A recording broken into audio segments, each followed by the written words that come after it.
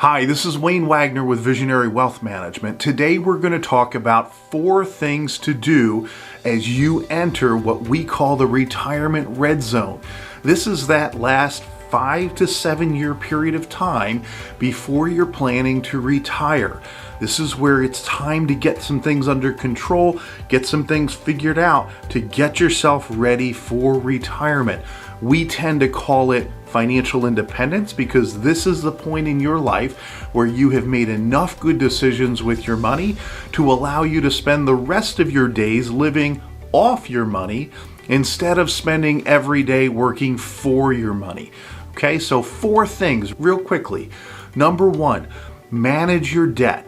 This doesn't mean pay off every bit of debt, although it may mean paying off some of the debt that you have, but get it under control. Use the low interest rate environment that we're in to restructure debt to low interest payments, maybe spread it out a little bit so that you're walking into retirement with a little bit lower debt load or lower monthly cash flow needs to cover your debt. So number 1, get your debt under control and manage it well. Number 2, plan for big expenses. So this was going to include things like weddings, college, the second home, those kinds of things, but plan for those expenses. It doesn't mean you have to have every penny saved, just plan for within your financial plan how and when you're going to have the funds available to pay for those things. Okay, so plan and budget for those big ticket items. Number 3, get a budget. This doesn't mean get every penny, track every penny. I've heard people use the envelope system, and if that's for you, awesome. I've never been successful trying to track my money that closely on a monthly basis, but have a budget, know what those big ticket items are, and we always want buffer in the budget. You don't want to walk into retirement expecting that in a perfect world I have enough money, but as soon as something imperfect happens, the whole plan goes to hell in a handbasket. So have a budget, but also have a budget with buffer in it. Okay, and then lastly, 4th, plan your investments.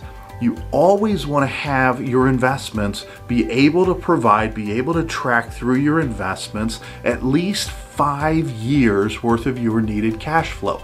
Now this is going to come from 3 different things. Number 1, cash on hand.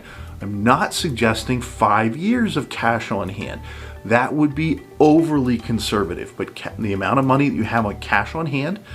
Number 2, the amount of money you have in low risk investments within your portfolio, things that shouldn't be exposed to the stock market, let's say, or other kinds of risk volatility.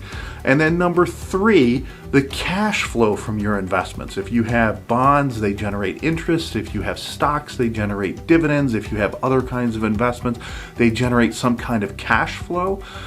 What we want to be able to do is add up the cash you have on hand, the liquid, reduced or low risk investments that you have, and then number 3, 5 years of that cash flow. And we want those 3 things to add up to about 5 years worth of your expenses.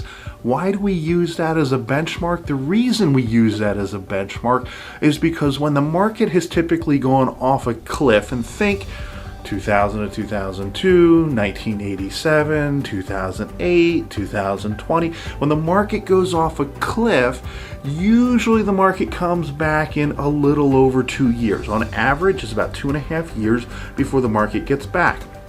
We want to be more conservative than that. We want to plan for 5 years.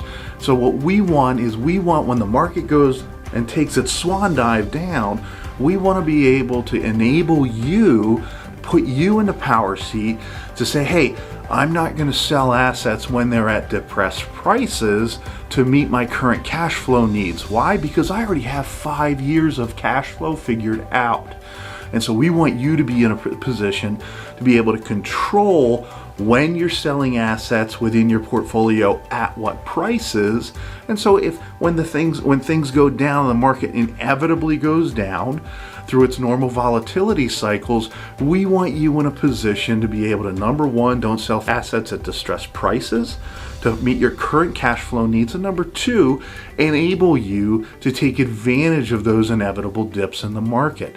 So if you're planning for 5 years worth of cash flow, the market takes a swan dive, maybe you can take a little bit of that excess cash flow and buy low.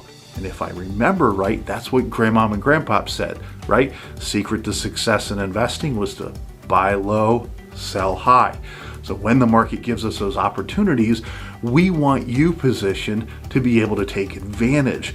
Even though you're not earning more and contributing anymore, we still want to have a plan within your portfolio to participate and capitalize on market volatility. So those are 4 things.